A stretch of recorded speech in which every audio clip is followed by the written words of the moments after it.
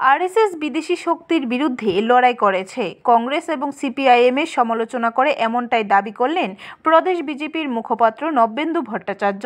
শনিবার প্রদেশ বিজেপি কার্যালয়ে সাংবাদিক সম্মেলন করে তিনি বলেন, গত কয়েকদিন ধরে রাজ্যের প্রধান বিরোধী দল সিপিআইএম মন করা কিছু অভিযোগ চলছে শাসক দল বিজেপির বিরুদ্ধে।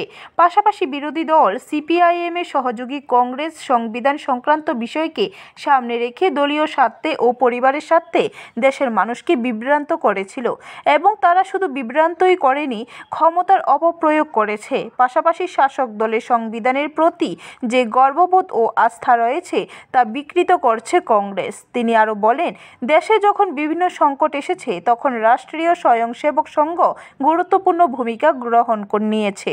এমনকি চীনের যুদ্ধের সময় এবং বিদেশি শক্তির বিরুদ্ধে নিয়ম নীতি মেনে আরএসএস রাষ্ট্র স্বার্থে লড়াই করেছে, যার কারণে চীনের যুদ্ধের পর আরএসএসকে প্রজাতন্ত্র দিবসের প্যারেডে ডাকা হয়েছিল।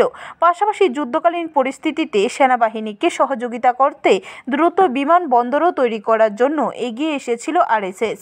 এছাড়াও প্রাকৃতিক দুর্যোগের সময় যেভাবে আরএসএস এগিয়ে এসেছে তা বিভিন্ন জায়গায় প্রকাশ পেয়েছে।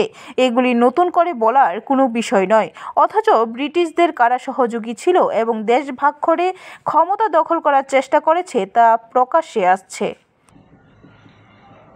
আমাদের বিমান বাহিনীর জন্য বিমানবন্দর তৈরি করতে হবে, এই কাজের জন্য রাষ্ট্রীয় স্বয়ংসেবক সংঘের স্বয়ংসেবকরা এগিয়ে গেছে। সেনাবাহিনীকে সাহায্য করার বিষয়ে এগিয়ে গেছে। প্রাকৃতিক বিপর্যয়, এগুলি তো ঘটনা। প্রাকৃতিক বিপর্যয়ের সময় রাষ্ট্রীয় স্বয়ংসেবক সংঘের কার্যকর্তারা যেভাবে এগিয়ে যায়, এগুলি ঘটনা, বিভিন্ন জায়গায় প্রকাশ পেয়েছে।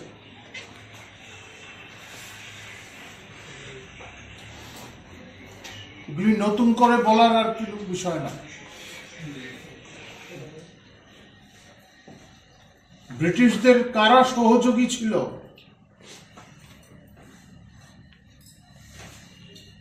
কারা দেশ ভাগ করে দ্রুত ক্ষমতাটা দখল করার চেষ্টা করেছে, সেগুলি তো প্রকাশ্যে আসছে। বিকৃত যে ইতিহাস, সেগুলি উপস্থাপন করে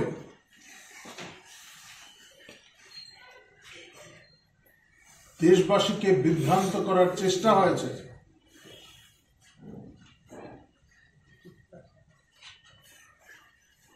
প্রকৃত ইতিহাস বেরিয়ে আসছে, তথ্য প্রমাণ সহ।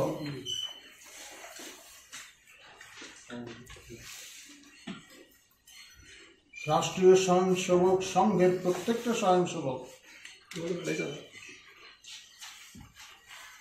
তাদের প্রত্যেকটা দিন চিন্তা করেছে তারা রাষ্ট্রের স্বার্থে বেঁচে আছে, নিবেদিত প্রাণ তারা, এবং এই জন্য তারা প্রতিজ্ঞাবদ্ধ।